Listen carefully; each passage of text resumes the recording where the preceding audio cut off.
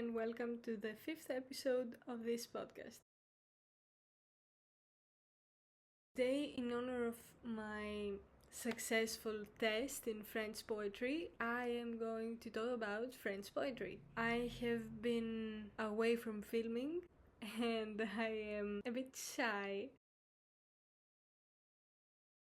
We're gonna start by the Renaissance and move on forward. I will be presenting you 5 poems in honor of poetry and in honor of your ears. I will not overwhelm you with another painting as I usually do. Today we're gonna have just poems, and these are my knees if you're seeing the YouTube version. I want to specify that this is definitely not a lecture because I just took a test in uni. There's nothing to it. This is simply it. So let's not overanalyze this. I'm gonna present you some movements and my thoughts. And these are my thoughts. And it would be such a pleasure to know that this motivated you to do your own research or just take an interest in French poetry or any kind of poetry really. And this is also a reminder that these movements exist outside poetry. You can be interested in paintings or in literature as in novels or some other form. Starting strongly with Renaissance, which begins at the 16th century, we have in Lyon, in the city of Lyon, again I'm talking about France, a crossroad of artists and great minds that comes to form École Lyonnais. This is simply a school, but there's nothing simple about it. So many people come across and exchange ideas. Actually, a great result comes from it. And we have a woman. I bet there are more, but we have a French woman, Louis Labbé, who has written a beautiful poem that I have to read to you. As I was studying for my French test, I was like, is this a man or a woman? And she was a woman. And I was so happy to hear that and to understand that because we don't see a lot of women out there, especially before modernity, that is, now. How quirky of us to call now modernity, knowing that right now, that moment we are passing is not gonna be modernity forever. Some people are gonna be born hundreds or thousands years from now and they're gonna be, oh, they called that modernity, but it was so long ago.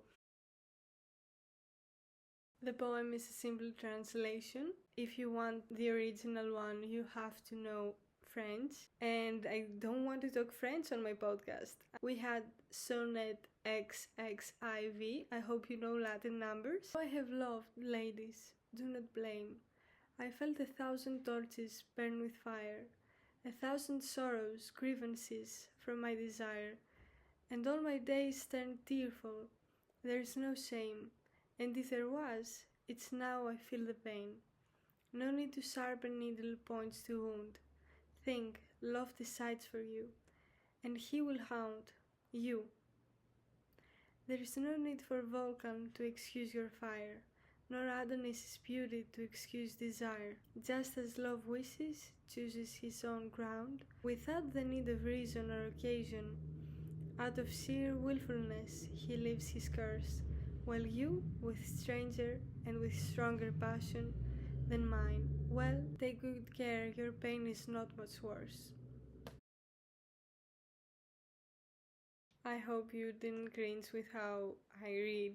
I really hope that. But if you did, that's okay. I did too. This is a female poet again, and she talks about love. The pronouns, like the he, it's not about a man, it's the article of love, because French use only 2 genders. Yeah, he and she. And love, as in love, it's a he. I guess this was my knee, by the way. I guess he's not trustworthy. Love is not trustworthy. That's what we learn in linguistics. But this is a whole another podcast, and I would love to talk linguistics with you because it reveals how a nation thinks, actually. This is interesting because Louis, she presents to us that she has been burned by love, and she addresses to other ladies that they're not actually ladies, but the translator chose that, but it can be anyone. And she warns about the effects of love and the burning desire, and we have been used used to the woman being idolized, and right now we see a woman expressing her burning desire for someone, and the conclusion that love lifts you up actually after it burns you. Here we see a woman not afraid to feel and not afraid to show that, oh, I'm not a woman being adored, I'm a woman who adores. Maybe she's adored, we don't know, but she expresses just her point of view. I feel like this is so brave, and actually this is the effect of a cold Lyonnais. We see the crossroad really opening minds. After the individual voice of L'Abbé, we have a lot more poets being gathered by La Pléiade. They are so keen on past years, especially Rome and ancient Greece, so they return a bit back to the form of that, being more structured. They're not so free thinkers as the ones before. We have Ronsard and Du Bellay. The second one, he decided that French language could use a bit of enrichment, so he writes a long theory about dialect, neologism, and French language in general, and it's called Defense and Illustration of French Language, and by that he set some rules. We see that this is actually working. So Du Bellay decides to embark on a journey and goes to visit Rome, which was very famous at the time about the prosperity of the mind and how Rome became so wonderful and so full of treasures. Back then they didn't have the internet. Poor Du Bellay was like, yeah, I want to go there, but when he actually went there, he got disappointed. And that inspired him to write a poetic collection called Regrets. One poem is called Heureux comme Ulysse, which actually translates to happy as Ulysse. It's what Greeks call Odysseus. He was pretty disappointed, so here goes the English translation of that. I'm not gonna read you the whole poem, by the way. You sacred ruins and you holy shores, with arms and vessels, roam the world subbed.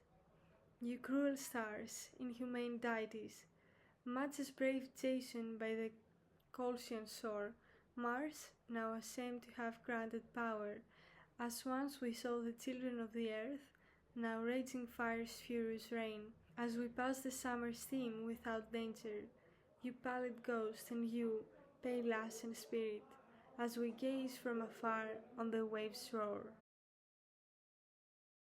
This is actually so wonderful to see that no matter what, people had a creative outlet. The poem is actually called Les Antiquités de Rome, like the antiquities of Rome, not Heureux comme Ulysse. I'm so sorry, I studied 2 poems for the test. So, and many more, but 2 poems from him, so excuse me for the confusion. After that, we're gonna notice Baroque with wars of religion. This is so interesting because whenever something religious spikes up, we see people tending towards unusual stuff like surrealism and symbolism and Baroque. We have a lot of great minds actually, not only in poetry but also in architecture. You see the maze-like gardens. I believe that the gardens in Alice in Wonderland, such a wonderful movie, are based on a Baroque archetype. Also, obviously, in painting. Baroque actually means a stone that is irregular. People are tired of rules and of being put in a certain way by religion. That's why they tend to the exact opposite. That they have considered the opposite, because when something fails, the human mind is like, okay, I'm gonna do the opposite, and there is no in between. That's why, right after that, in the 17th century, we have classicism. And we have a wonderful gentleman, Mr. Boileau, talking about how to write poetry while writing poetry. This is the only form that we have theory in practice. We have Boileau, a poet, explaining how to write poetry while writing that in a poem. Can you do that in other forms? Probably, but not with such accuracy. Baroque had its ups and its downs, and now we try to imitate again with another breath of fresh air the ancient ones, but with a lot more disappointment.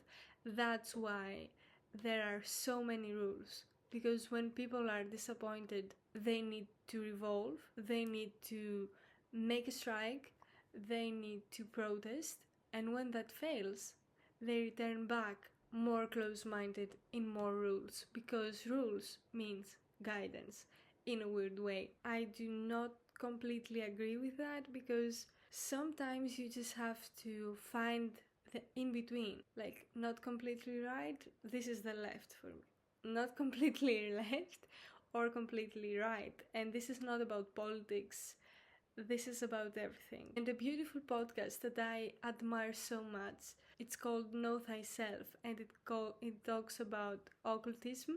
It talks about the middle way and how we have to balance our mind and our heart to find the middle way. This is not promotion. I'm actually such a niche micro influencer that I'm not even an influencer, that I do not have promotions.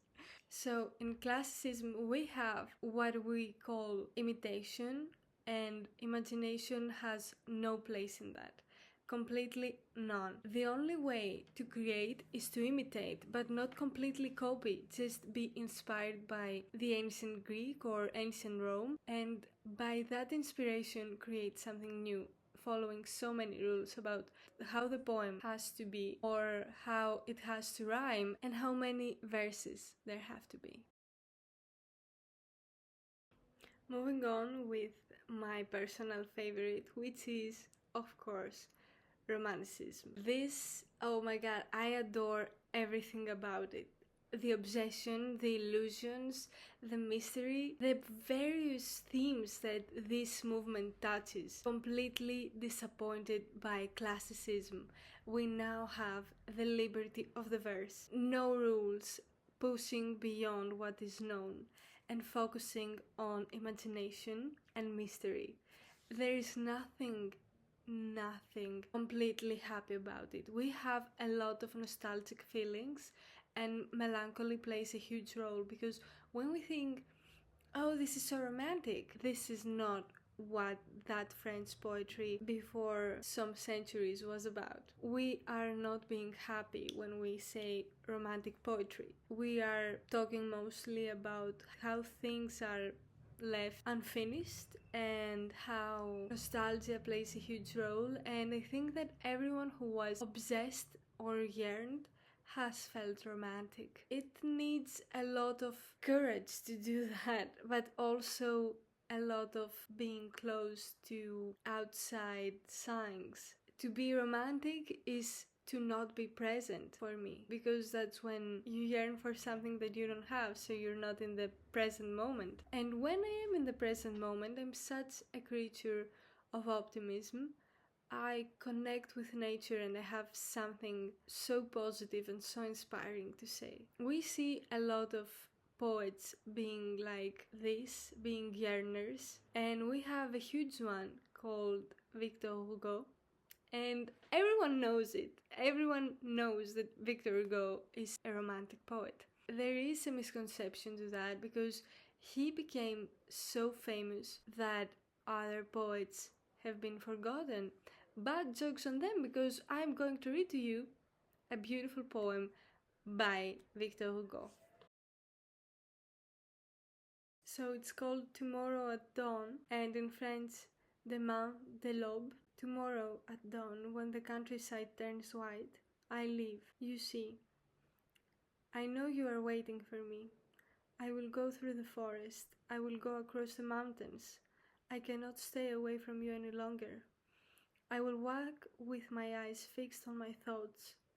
You see, this is the inside voice, the inner world. Continuing. Without seeing anything outside, without hearing any voice, alone, unknown, back bent, hands crossed, sad, and the day for me will be like night. I will not watch the gold of the falling evening, nor the sails in the distance descending towards Harfleur. And when I arrive, I'll put on your grave a bouquet of green holly and flowering heather.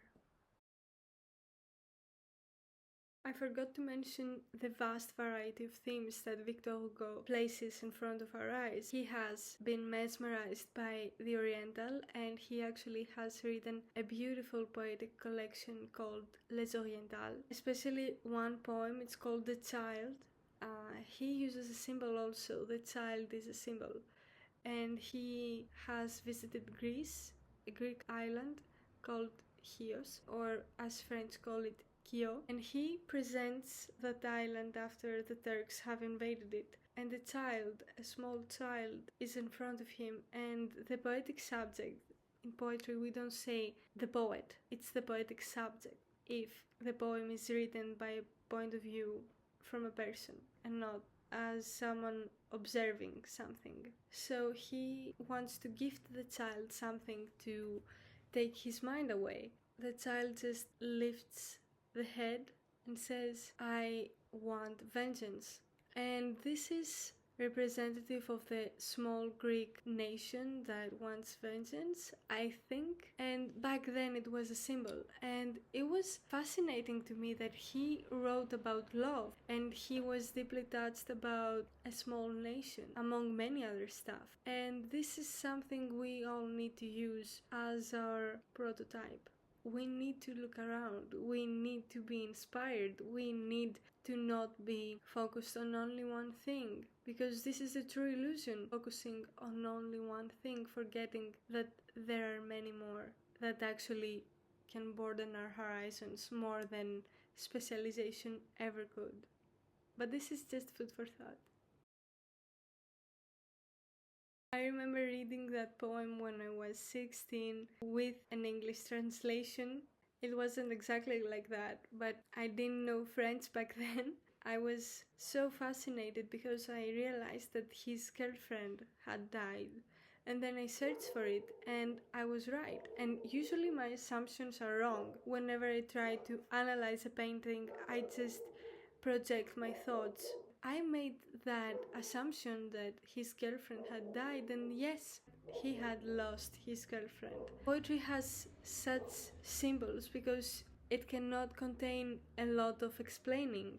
It's short. I like it because it leaves the reader guessing and projecting, maybe guessing something beyond their imagination, if it's even possible.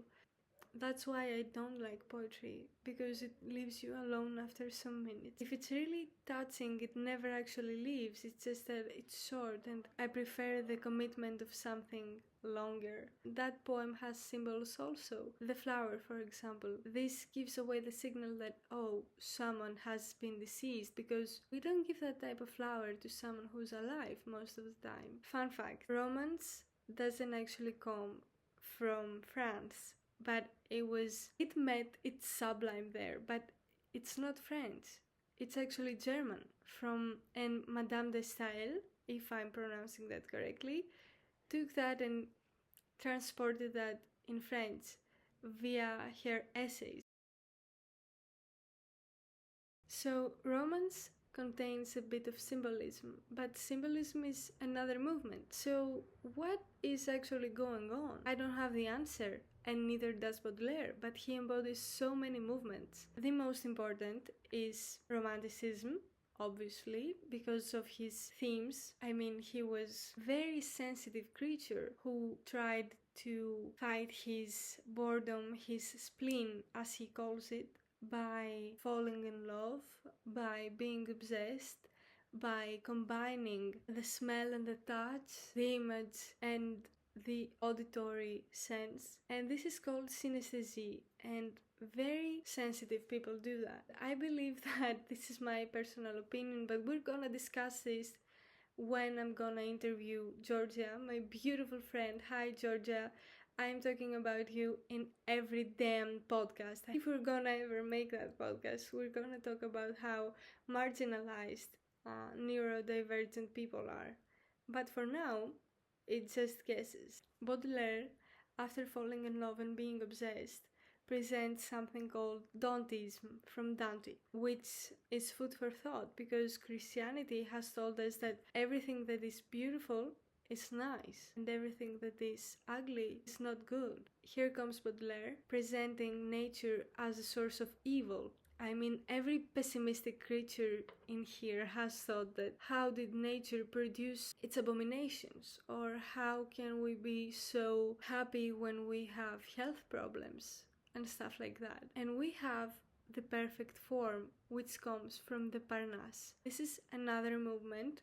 And actually, fun fact, Fleur du Mal, which is the flowers of the evil, flowers, something beautiful, a symbol, being evil, is actually dedicated to Théophile Gautier, which is a member of the Parnasse. This is just a fun fact. Baudelaire is a poetic genius who later comes to the conclusion that dying is a form of elevation, and he has actually written a poem about it.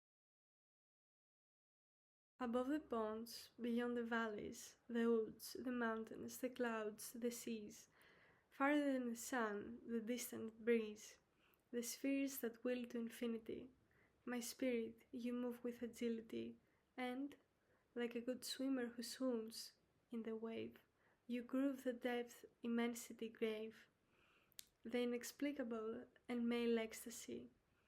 From the miasma of waste you will be purified in superior air, and drink a pure and divine liquor, a clear fire to replace the limpid space. Behind this boredom and fatigue, this vast sarsan, this is French, charging? I don't know, whose weight moves the mist of existence.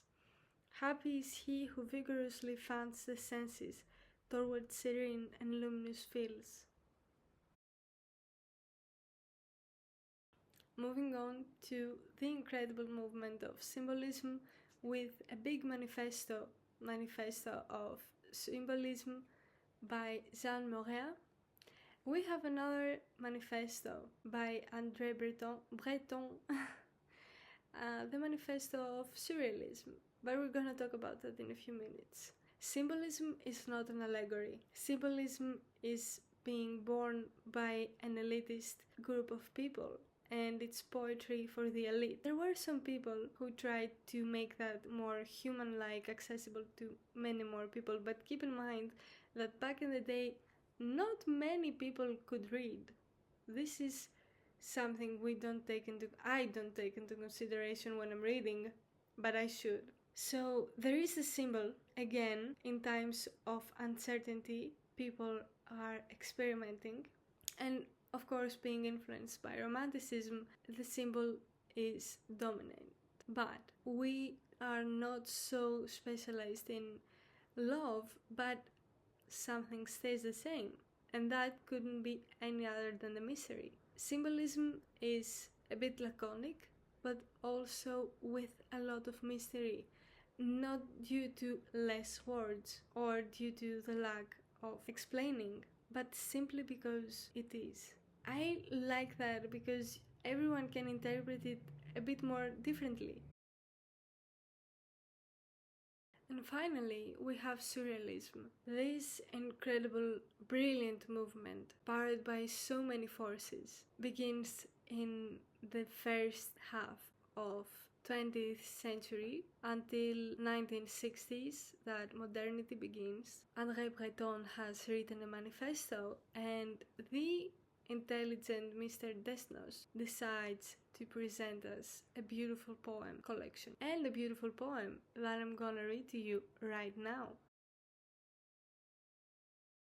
In French it is called Je t'en rêvais de toi. In English it's called I've dreamed of you so much. I've dreamed of you so much that you are losing your reality. Is there still time to touch this living body, and to plant on this mouth the birth of the voice that I hold dear? I've dreamed of you so much that my arms accustomed in embracing your shadow to crossing over my chest would not reach, around your body perhaps, and that before the real semblance of what has haunted and governed me for days and years, I would become a shadow, doubtless. Oh, sentimental hesitations! I've dreamed of you so much that there is doubtless not time for me to wake up now. This is so beautiful because sometimes when we lose something and we stay imprisoned to our own prison, that was redundant. We actually refuse external thoughts to touch us, and we stay so focused in one thing, reminding romanticism. That I am a big dreamer, not aspiring one, just a big dreamer when I close my eyes. I have been dreaming so much of something if I'm obsessed or if I'm yearning, and it's only that, and it's almost like paradise when I close my eyes, or when my outside life has become boring. And mind you, we all are the governors to our life, so I was just not doing something not boring. And I have felt that poem so much. I have resonated with that. And this is poetry and literature in general. You can connect with someone you don't even know, with someone that maybe if you saw outside you wouldn't even recognize that they're dealing with something, or that they have a happy memory so much like you, looking so much like yours. Surrealism has misery. Surrealism has that enigmatic language, and surrealism actually served in two great fields: psychology, being met Freud in Vienna. The French surrealists decided to push the limits of the known and create something beyond the conscious mind. Of course, this is the paradox: when you bring something to the conscious mind, it stops being unconscious. And the great poetic collection Nadja by Breton, who was being inspired by communists and decided to make the revolt. This is again the open-mindedness of poetry. We are so complex that we cannot focus on only one thing, and poetry carries messages. Symbolists tried to do that, but they were elitists. Now, contrary to symbolism, the movement before, surrealism is more accessible. I mean, it could be until the war stroke. This is it. We become better than the ones before us. And now we have modernity that, if you ask me, you probably didn't. But if you ask me, we are free from guides, we are free from so many rules, but we are so away from love. Romanticism has inspired the vast majority of our everyday life. I mean, cinema, romantic movies, how we use love and romance and what we expect. This is gonna be a separate episode. But not many poems are written for love. Not many books are written about love. We tend to want someone to idolize us, but we don't idolize. And if somebody does, psychology says obsession. And I don't disagree with that. It's just that I expect from the literature world to love again. And as someone who writes about love and for love and dares to admire, I would like that to happen again. I am a member of the jury in Academy of Literature in France. I'm not gonna name the academy, but if you recognize it, this is wonderful for you. And every year we are presented by 4 books and we get to choose one, and nothing really strikes, nothing really resembles love. We have themes of war, we have themes of people being marginalized, really dark stuff, but we don't have love. If we have love, it's so little, and I would like for love to win that again. And we are so focused on love, as in sexual attraction, that we forget that platonic love exists also. But it's more difficult to find that because we crave someone to embark on this wonderful journey called life with us. And it is so important because we feel alone. And to write is to admit your solitude, is to admit that somewhere in that lonely lifestyle, pain exists. So you decide to write because you have not been heard, so you want to be written. And I will leave you with that. I hope I made at least someone interested, a bit more interested in French language, poetry, and I hope not many of you cringed when I read poetry. Thank you so much for joining me, sharing my interest and my enthusiasm that has now been because I'm so tired.